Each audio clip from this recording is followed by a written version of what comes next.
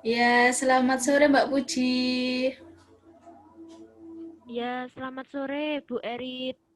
Ya, ini benar ya Mbak Puji Cahyani yang alamatnya di Trenggalek, umurnya 21 tahun, profesinya sebagai mahasiswa. Benar ya Mbak Puji? Iya Bu, benar. Ini data Ya, diri saya. ya. Em, kita kan sudah melakukan konseling minggu yang lalu. Nah, minggu ini prosesnya sama seperti minggu yang lalu, kita hanya meneruskan dan menambahkan sedikit perubahan-perubahan yang akan dilakukan oleh Mbak Puji untuk sesuatu yang positif ke depannya. Nah, Iya Bu. sebelum proses konseling ini, seperti biasa, saya akan menjelaskan tentang kontrak dan juga asas kerahasiaan.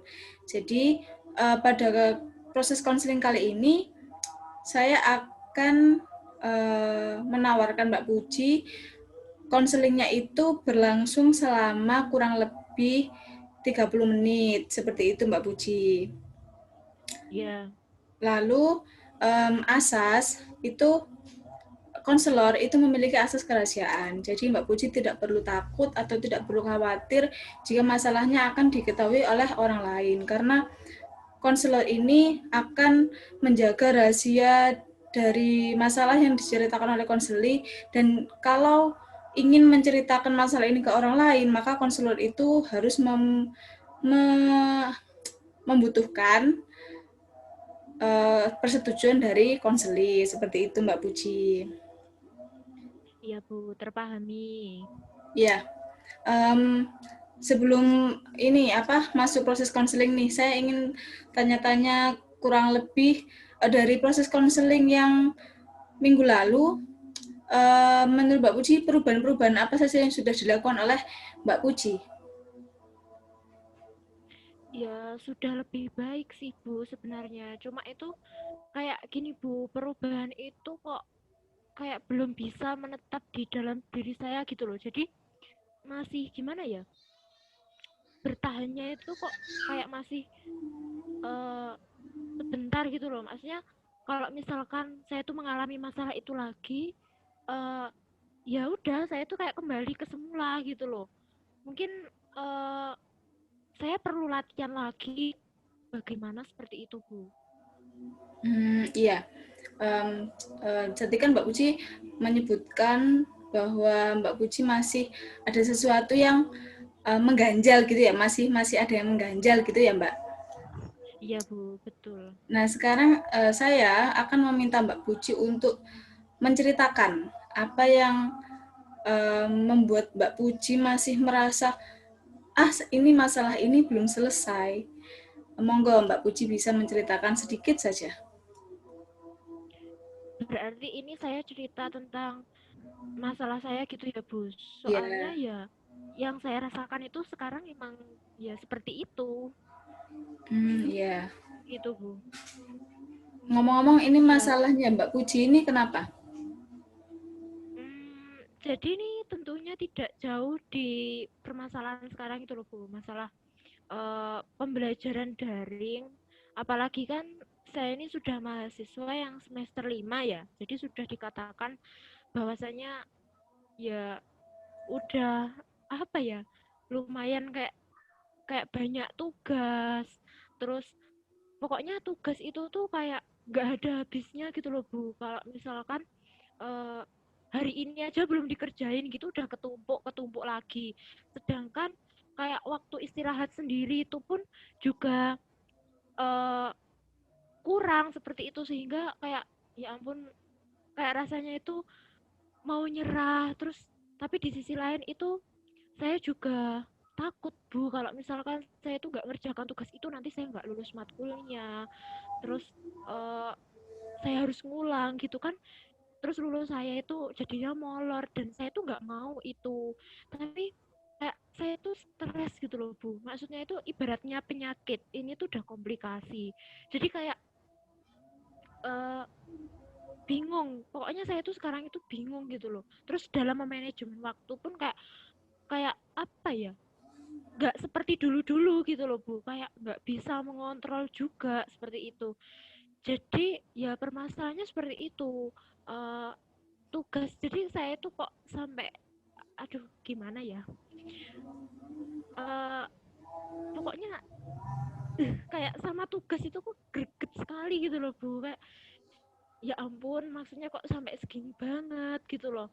Terus saya tuh kayak berpikir kalau misalkan kayak nyerah aja, tapi ya eman gitu kan Bu, maksudnya udah semester sekarang dan udah tinggal beberapa uh, maksudnya tinggal beberapa waktu lagi kan udah lulus kayak gitu.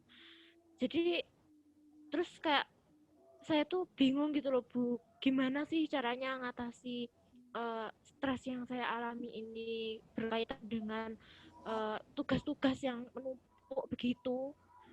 Terus pokoknya intinya itu tugas-tugas itu ya Allah banyak banget Bu. Terus apa ya? Ya takut juga gitu. Tadi sepertinya udah saya bilang. Terus gelisah jadi sampai malam tidur itu kayak nggak nyenyak gitu. Pokoknya efeknya itu kemana-mana gitu loh Bu. Ya, jadi Mbak Puji sekarang ini karena kuliah daring, jadi tugasnya itu menumpuk dan manajemen waktunya Mbak Puji juga berantakan. Jadi hal itu memang membuat Mbak Puji takut, jadi ya takut, terus gelisah tadi yang saya tangkap. Takut, Ya betul. gelisah, stres ya kan. Intinya sih Mbak Puji um, tidak siap gitu ya menghadapi tugas yang segitu banyaknya. Begitu Mbak Puji? Iya, ya dibilang siap ya. Ya emang harus siap, tapi itu kayak apa ya? Ada sesuatu hal gitu loh Bu yang saya rasakan di semester ini daripada di semester berikutnya. Kayak lebih cemas. Maksudnya cemasnya itu kalau semisal apalagi kan kalau misalkan deadline-nya itu cuma sedikit gitu kan, cuma beberapa jam gitu aja dan di situ juga ada tugas lain secara bersamaan. Jadi kayak gitu. Terus takutnya itu kalau semisal ini tugas nggak maksimal gitu nanti bisa nggak lulus matkulnya terus harus ngulang itu menurut saya itu mengerikan dan itu yang menjadi tekanan dalam diri saya gitu loh. Ya, um, kalau boleh saya simpulkan, jadi dari apa yang sudah diceritakan oleh Mbak Puji, hal utamanya adalah Mbak Puji stres menghadapi tugas yang banyak ini, begitu ya Mbak? Iya Bu, betul seperti itu. Iya. Sebelumnya saya akan bertanya dulu nih kepada Mbak Puji. Apa yang Mbak Puji ketahui tentang stres?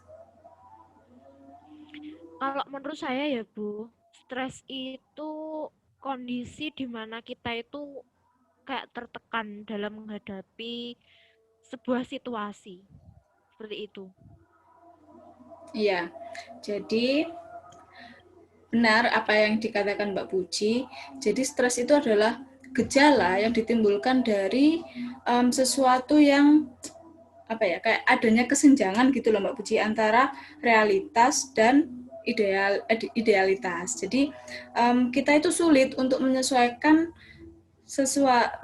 diri dengan sesuatu yang telah kita dapat gitu. Kayak misalkan tadi Mbak Puji kan sebagai seorang mahasiswa.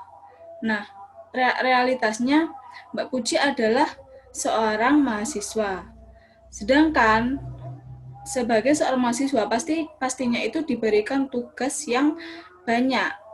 Nah, itu menimbulkan tekanan-tekanan atau perasaan-perasaan seperti takut, gelisah, cemas. Nah, seperti itu Mbak Puji. Sampai sini paham, Mbak? Iya Bu, iya terpahami. Iya. Jadi, misalkan ini stres ya, Mbak. Terus ini tuh ada pemicunya. Nah, pemicunya ini bisa dari internal ataupun eksternal. Kalau dari eksternal itu banyak, misalkan kayak tadi kayak tugas, terus tugasnya numpuk, terus kuliah daring. Nah, itu bisa jadi faktor dari eksternal. Kalau faktor yang internalnya itu misal kayak tekanan, um, rasa-rasa takut. Nah, itu contoh dari yang internal. Nah, dari pemicu ini itu akan menimbulkan respon, Mbak. Jadi dari stres dipicu dari faktor internal atau eksternal dan menimbulkan respon. Nah, respon itu seperti yang tadi Mbak Puji kayak cemas, Mbak Puji jadi cemas, jadi gelisah, jadi takut. Nah, itu adalah respon-respon yang ditimbulkan karena Mbak Puji itu lagi stres. Nah, setelah itu Mbak Puji tentunya membutuhkan strategi-strategi untuk mengatasi stres ini. Nah, sekarang saya akan mengajak Mbak Puji untuk melakukan strategi namanya strategi inoculation. Nah, strategi inoculation ini strategi yang digunakan untuk mengatasi stres atau mengontrol, mengurangi sehingga stres ini bisa setidaknya itu kalau tidak bisa hilang ini bisa terkurangi. Begitu Mbak. Paham sampai sini? Iya, Bu. Iya, paham, Bu. Ya. Selanjutnya di strategi ini tuh ada yang namanya coping stress. Nah, saya akan menawarkan Mbak Puji nih. Coping stress itu kan ada dua, yaitu yang berfokus pada masalah dan juga coping yang berfokus pada emosi. Nah, saya akan menawarkan Mbak Puji terlebih dahulu. Mbak Puji ingin menyelesaikan masalah ini dengan coping yang berfokus pada masalah atau yang berfokus pada emosi? Kalau saya itu lebih ke emosi, Bu. Soalnya kan apa ya? Kalau yang saya rasakan itu sulit gitu loh. Saya tuh buat ngontrol emosi saya karena dampak tugas tugas yang banyak tadi seperti itu.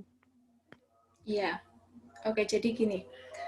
Setelah saya tawarkan tadi, Mbak Puji memilih coping yang berfokus pada emosi. Oke, sekarang saya akan mengajak Mbak Puji untuk mengatasi stres ini dengan berfokus pada emosi. Nah, saya kasih contoh dulu ya Mbak, misalkan gini. Jadi coping berfokus pada emosi ini ada dua cara Mbak. Yang pertama itu Mbak Puji itu menerima atau gimana ya bahasanya? Mbak Puji itu kayak menerima simpati atau menerima pengertian dari sahabat atau teman atau saudara atau pokoknya itu orang-orang terdekat Mbak Puji, bisa keluarga, bisa teman atau siapapun yang bisa untuk Mbak Puji ajak untuk meluapkan emosi yang sedang dirasakan oleh Mbak Puji. Jadi seperti kayak apa ya istilahnya kayak curhat, tapi itu tujuannya adalah untuk melegakan rasa atau emosi-emosi yang dialami oleh Mbak Puji. Nah yang kedua itu ada ini melihat sesuatu dari sisi yang lain. Nah misalkan tadi kan Mbak Puji bilang kalau Mbak Puji stres nih akibat tugasnya yang numpuk. Nah itu Mbak Puji bisa berpandangan gini, oh dosen saya ini memberikan tugas yang banyak ini dengan tujuan saya itu agar memahami materi, agar lebih matang di materi ini sehingga ketika saya terjun ke lapangan, saya akan lebih siap dan lebih matang untuk menerapkan apa yang telah saya dapatkan di perkuliahan. Seperti itu, Mbak. Paham sampai sini, Mbak? Iya, Bu, paham. Iya. Iya, emang Bu, saya tuh punya satu teman dekat yang ya biasanya itu emang kayak kita itu sering curhat gitu loh Bu, tentang kalau misalkan ada permasalahan-permasalahan apapun gitu kayak ya istilahnya itu kita itu udah berteman sejak lama kan Bu. Jadi ya kalau biasanya sih sebelum saya itu mengikuti konseling ini ya saya tuh larinya ke dia dan kayak jadi kita itu saling kalau misalkan ada masalah itu saling bercerita seperti itu sih. Iya. Sekarang saya akan mengajak Mbak Puji itu untuk berlatih. Nah, jadi Mbak Puji sedang misalkan Mbak Puji sedang dalam kondisi yang tugas tugasnya menumpuk. Jadi dosen ini mengasih tugas, dosen saya ini mengasih tugas, sehingga manajemen Mbak Puji ini berantakan. Nah, saya ingin mengajak Mbak Puji untuk melakukan coping emosional yang sudah saya ajarkan tadi. Paham sampai sini, Mbak? Ya. Iya, Bu. Sekarang Mbak Puji bisa memulainya. Berarti beratnya kayak saya itu seolah-olah di dalam kondisi saya yang sekarang ini dengan tekanan saya, terus saya itu kayak kayak cerita sama teman saya tadi gitu, ya Bu ya. Iya, anggap saja teman Mbak Puji ini sekarang ada di depan Mbak Puji. Iya Bu. Eh, jadi namanya Haila Bu, teman saya itu teman dari SMP sampai SMA, terus tapi kuliahnya sih beda Bu. Dia kuliahnya itu di Jogja gitu. Ya. Eh, halo Hai, lagi ngapain? Oh, gini loh Hai, aku tuh mau cerita sama kamu. Soalnya pokoknya akhir-akhir ini itu aku tuh tertekan banget gitu loh sama tugas-tugas dari dosen gitu loh. Ya maksudnya itu eh ya bener sih, kuliah daring kayak gini tuh apa ya, pembelajaran jarak jauh, tapi kok maksudnya itu tugas-tugas itu juga eh banyak gitu loh. Jadi kayak aku tuh ngerasa tertekan banget gitu loh di situasi kayak gini, apalagi juga di situasi yang eh, apa rawan buat imun kita turun kan. Nah terus apa, masa gini kak, misal ya satu hari itu tugas itu yang ini belum selesai, terus ketambahan lagi, terus kayak apa ya, ibaratnya itu ini tuh kayak udah stres tuh loh, kayak pusing banget juga karena mau ngerjain yang mana, jadi kayak waktu itu kayak nggak bisa eh, terkontrol dengan baik kayak gitu. Terus belum lagi kan kayak seharusnya itu kayak butuh refreshing, tapi kayak dari hari Senin sampai hari Minggu itu sama sekali tau nggak sih, nggak ada refreshing, atau ya paling nggak kemana keluar rumah hirup udara segar gitu, kayak isinya itu cuma ngerjain tugas kayak gitu aja. Dan apa ya, kayak moodku itu jadi kayak mudah marah kayak gitu loh. Kamu tahu nggak sih kak, ya ampun kok sampai gini banget gitu, dan rasanya itu kayak pengen nyerah, tapi ya udah sedikit lagi kayak gitu. Pernah nggak sih ngerasain kayak gitu juga? Terus pokoknya bingung deh pokoknya di situasi kayak gini itu. Ya berharapnya itu sih segera itu ya, apa, belajarnya itu offline, soalnya ya dengan harapan itu kan nggak kayak gini banget ya, tugasnya itu kayak sedikit lebih ringan gitu loh. Iya. Bagaimana Mbak Puji setelah Mbak Puji melakukan coping berfokus pada emosional ini dengan cara bercerita tentang masalah Mbak Puji ke temannya Mbak Puji? Ya jadi itu Bu, setelah saya tuh curhat sama teman saya, sama teman deket saya tadi, ya udah ada sedikit kelegaan sih Bu sebenarnya dari tekanan-tekanan yang saya rasakan. Soalnya kan kayak saya itu punya teman berbagi masalah, apalagi kan teman saya juga kan ngerespon gitu loh Bu. Jadi juga ya enak lah pokoknya gitu. Ya, tadi kan saya kan sudah menjelaskan coping emosional itu kan ada dua cara. Nah, Mbak Puji sudah melakukan nih cara yang pertama. Nah, sekarang saya akan mengajak Mbak Puji untuk melakukan cara yang kedua, yaitu melihat sesuatu dari sisi yang lain. Paham sampai sini Mbak Puji? Ya Bu, sedikit terpahami sih. Iya. Sekarang sama seperti yang tadi, saya ingin mengajak Mbak Puji untuk memposisikan Mbak Puji di keadaannya sekarang. Jadi tugasnya sama, numpuk, manajemen waktunya berantakan, Mbak Pujinya stres. Nah, Namun penyelesaiannya adalah Mbak Puji melihat sesuatu dari sisi yang lain. Nah, begitu. Mbak Puji bisa memulainya sekarang. Berarti gini ya Bu, kayak seperti sebenarnya itu kayak eh, persepsi saya itu nggak cuma apa ya, yang tadi itu sebenarnya kayak kayak bisa dilihat dari sudut pandang yang lain juga kayak gitu Bu. Ya, Ketika saya memaknai tugasnya banyak tadi itu kayak gitu. iya Mbak Puji. Jadi pertama-tama itu Mbak Puji bisa meluapkan emosinya Mbak Puji nih. Misal saya tidak sanggup mengerjakan tugas segini banyaknya, tugasnya numpuk, tugasnya yang ini belum selesai, yang ini datang lagi. Nah, habis itu Mbak Puji bisa mengubahnya atau melihat dari sisi yang lain. Seperti itu. Jadi awalnya Mbak Puji meluapkan emosinya Mbak Puji terlebih dahulu. Silakan Mbak. eh Iya Bu, jadi sebenarnya itu eh apa tugas kuliah itu banyak, terus apa ya, kesulitan juga dalam mengerjakannya karena kan secara lewat media virtual, jadi yang semakin nambah stres itu karena kita itu nggak tahu tugas itu mau diapain kayak gitu.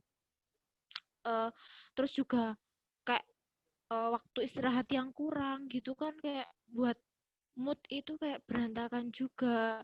Terus eh, yang satunya itu belum selesai deadline-nya, terus nambah lagi. Terus apa ya? Pokoknya banyak, takut, cemas. Nanti kalau misalkan nggak lulus gimana? Mau nyerah, tapi ya jangan nyerah juga. Orang udah segini jalan, mau lulus juga, tinggal berapa semester lagi.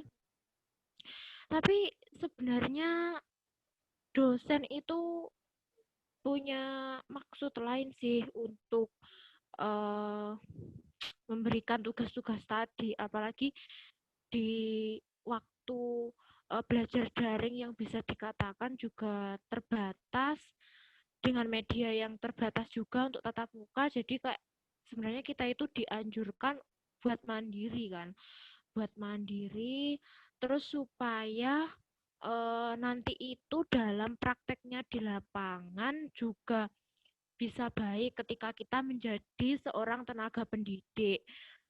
Jadi supaya kita itu nanti dalam dunia kerjanya bisa bersaing, apalagi di kondisi yang sekarang ini kayak ya mencari pekerjaan itu susah. Jadi kayak kayak titel itu sebenarnya nggak menjamin, cuma ya tugas-tugas itu harus dikatakan dengan baik, soalnya tugas-tugas itu nanti kita jadikan modal untuk pengaplikasian teori-teorinya di lapangan ketika kita udah kerja.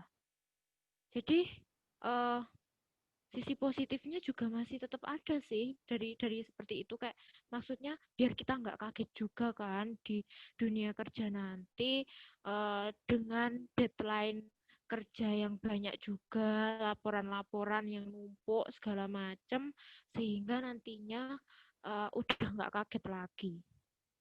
Ya kayak gitu Bu, sebenarnya iya sih Bu, kayak kayak ada sisi positifnya juga sih, maksudnya dari pemberian tugas-tugas itu kayak biar kita itu diajari buat mandiri gitu loh Bu, karena kan nanti juga di bahan penelitian kan kita juga harus kerjanya secara mandiri kan, dan juga apa-apa kan harus kita sendiri juga. Terus nanti juga kayak ya sekarang kan kondisi buat cari pekerjaan kan juga sulit juga sih. Jadi harapannya itu mungkin kayak supaya kita itu menjadi seseorang yang lebih, mahasiswa yang lebih berkualitas nanti outputnya, supaya bisa bersaing di lapangan dengan orang-orang luar juga. Kayak gitu juga sih Bu. Iya. Um, Mbak Uci telah berhasil melewati apa proses latihan ini Nah, saya akan memberikan perbandingan kepada Mbak Puji.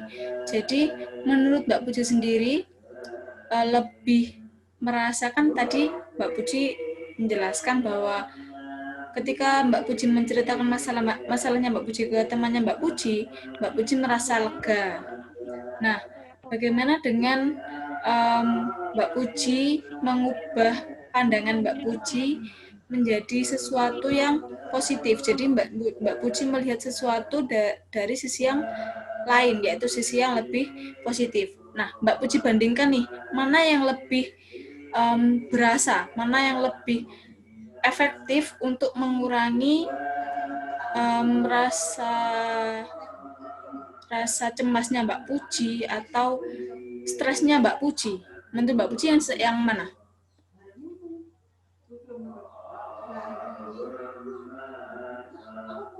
Very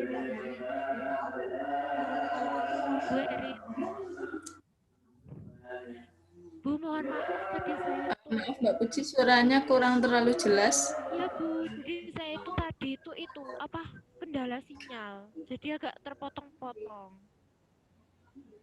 Oh iya. Jadi saya mengajak Mbak Puji untuk membandingkan. Tadi kan Mbak Puji telah melakukan proses latihan dengan mencoba menceritakan masalahnya Mbak Puji ke temannya Mbak Puji. Nah, Mbak Puji kan bilang Mbak Puji sudah merasa lega.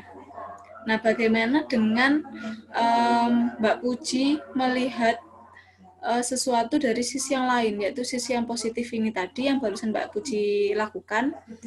Menurut Mbak Puji, dari dua proses coping tadi, mana yang lebih efektif Mbak Puji lakukan untuk mengurangi stres atau cemas yang Mbak Puji rasakan? Kalau sebenarnya sih dua-duanya itu kayak bermanfaat gitu ya Bu. Maksudnya kalau misal uh, diaplikasikan dua-duanya itu juga baik. Tetapi kalau yang efektif itu menurut saya dengan berbagi cerita dengan teman saya Bu. Karena di situ juga nanti kita itu kayak bisa tukar pendapat kayak gitu loh Bu. Kayak buat saling bantu nyelesain masalahnya dengan saling merespon kayak gitu sih Bu. Iya, Mbak Puji telah menemukan strategi mana yang cocok untuk mengurangi rasa stres Mbak Puji kan ya. Nah, itu bisa Mbak Puji lakukan setiap Mbak Puji merasa stres, setiap Mbak Puji mendapatkan tugas-tugas yang banyak dari dosen atau Mbak Puji merasa tidak hanya hal ini saja, tapi misalkan Mbak Puji dari hal lain yang itu membuat Mbak Puji stres. Misalkan ada masalah apa sehingga membuat Mbak Puji stres. Nah, itu Mbak Puji strategi yang sudah Mbak Puji lakukan tadi itu bisa Mbak Puji lakukan untuk mengurangi rasa stres yang Mbak Puji rasakan tadi. Seperti itu ya Mbak Puji.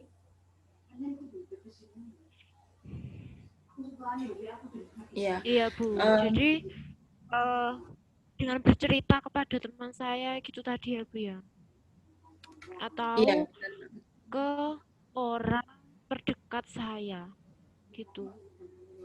Iya. Mungkin Mbak Puji merasa hal itu lebih baik karena mungkin Mbak Puji merasakan timbal balik yang baik dari orang yang diceritakan, orang yang mendengarkan Mbak Puji, begitu ya Mbak Puji?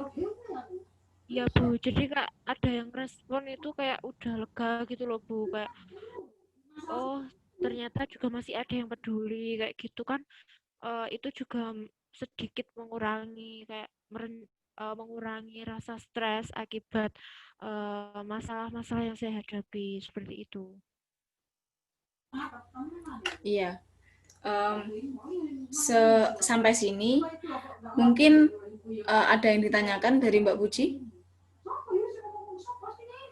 Belum ada sih Bu jauh ini. Mungkin nanti kalau misalkan ada yang bisa saya tanyakan, saya boleh WA Ibu ya.